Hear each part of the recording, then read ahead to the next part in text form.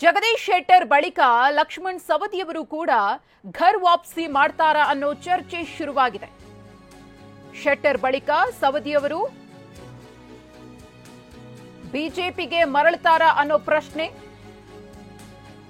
ಕುತೂಹಲವನ್ನ ಕೆರಳಿಸಿದೆ. B Y Vijayendra ಅವರ ಹೇಳಿಕೆ.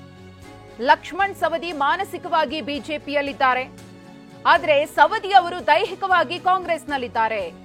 ಅವರ ಮನಸ್ಸು ಬಿಜೆಪಿಯಲ್ಲೇ ಇದೆ ಅಂತ ಬಿಜೆಪಿ ರಾಜ್ಯಾಧ್ಯಕ್ಷ ಬಿವೈ ವಿಜಯೇಂದ್ರ ಅವರು ಹೇಳಿಕೆಯನ್ನ ಕೊಟ್ಟಿದ್ದಾರೆ.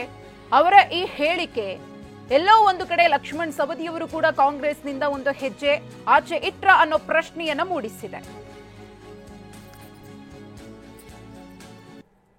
ಲಕ್ಷ್ಮಣ್ ಸವದಿ ಅವರು ಹಿರಿಯರಿದ್ದಾರೆ, ದೈಹಿಕವಾಗಿ ಅವರು ಅಲ್ಲಿದ್ದರೂ ಕೂಡ ಅವ್ರ ಮನಸ್ಸು ಕೂಡ ಅವ್ರದ್ದು ಬಿಜೆಪಿಯಲ್ಲೇ ಇರ್ತದೆ. ಅವ್ರು ಏನಾರ ಹೇಳಿಕೆ ಕೊಡ್ಬೋದು, ಆದರೆ ಮುಂದೆ ಏನಾಗ್ತದೆ ಅಂತಕ್ಕಂಥದ್ದು ಕಾಲವೇ ಎಲ್ಲದಕ್ಕೂ ಕೂಡ ಉತ್ತರವನ್ನು ಕೊಡ್ತದೆ.